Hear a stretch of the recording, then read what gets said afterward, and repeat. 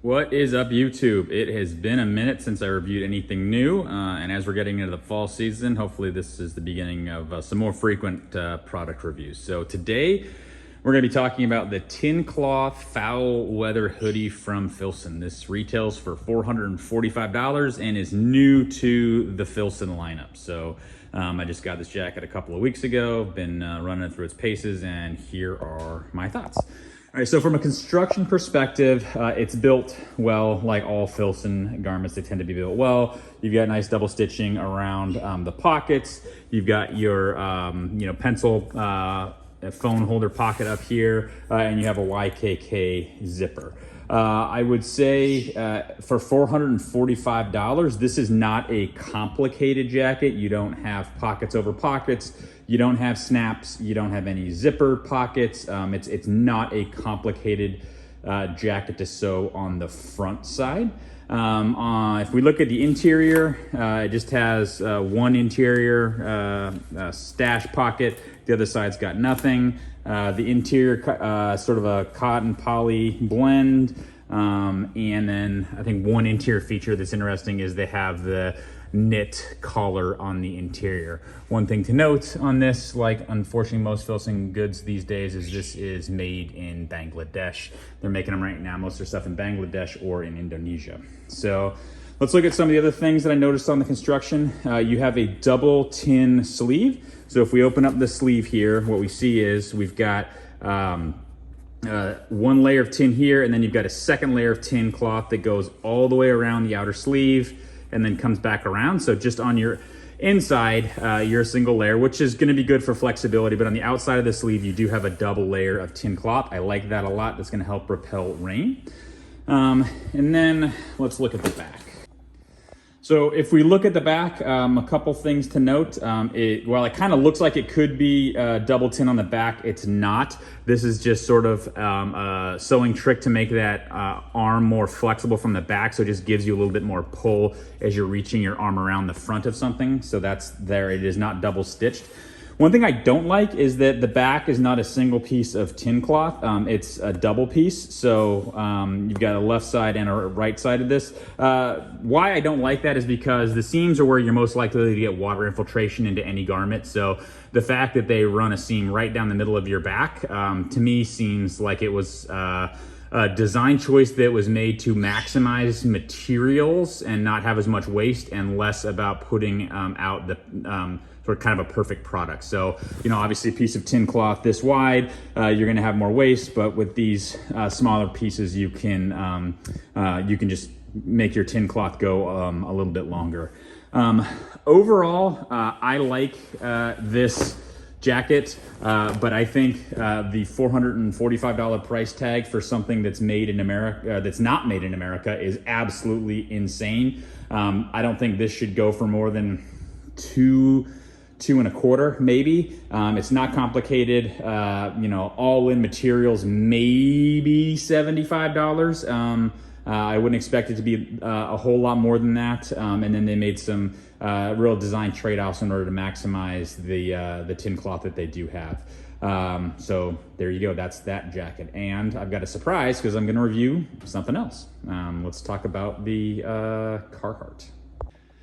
All right, so this guy's name is an absolute mouthful. This is the Loose Fit Firm Duck Insulated Flannel Lined Active Jack 3. Somebody definitely failed marketing with that one.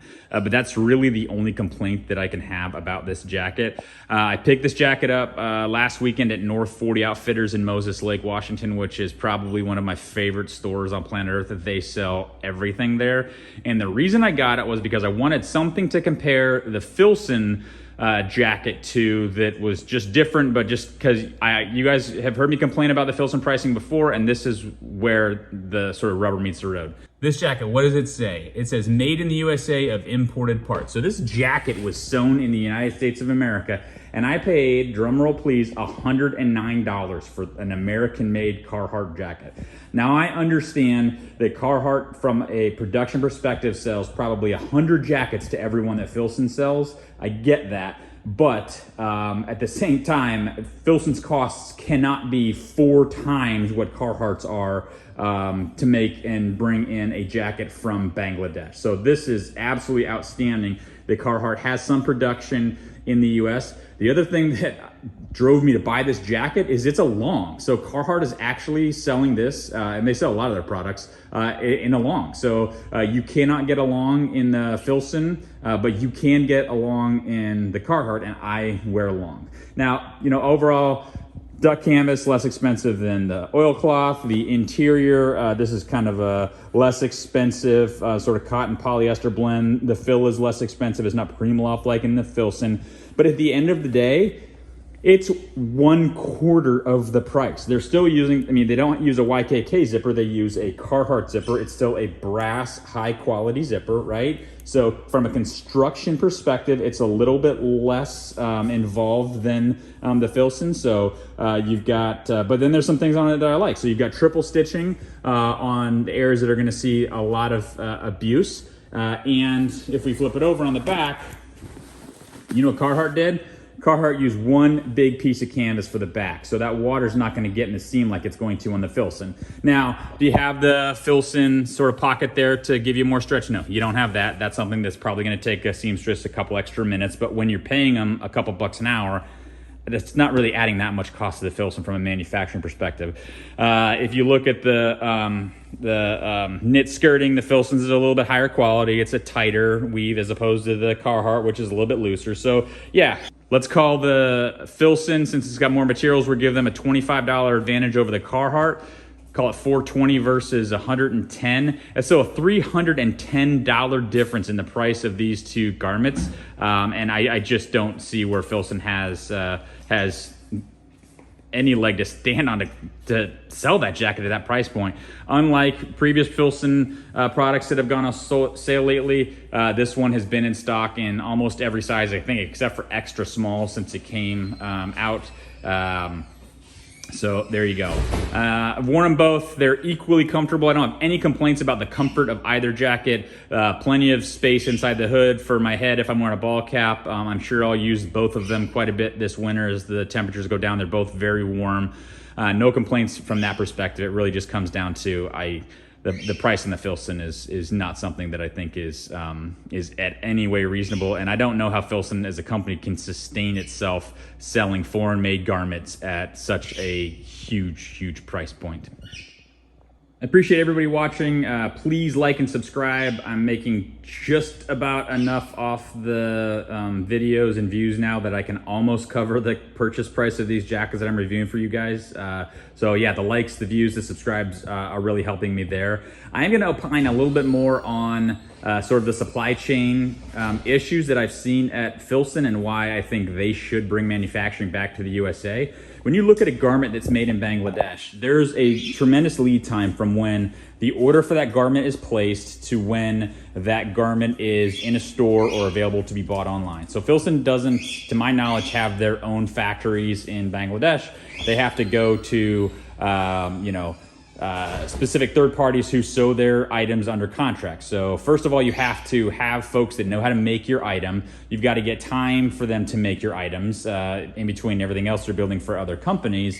You have to get the materials logistically there, and then they have to sew the garment, right? They sew the garment, they have to then package it, load it into a container, get it from Bangladesh to, I'm assuming they have shipment points on both the East Coast and West Coast, although they may just run everything through Kent, Washington. I know that's where my items ship from when I order. So that's, call it, 60 to 90 days from when the garment is sewn, loaded in a shipping container, it makes it to the port in Bangladesh, it makes it all the way to Seattle or New York, gets unloaded, inventoried, stocked, and it's ready for sale.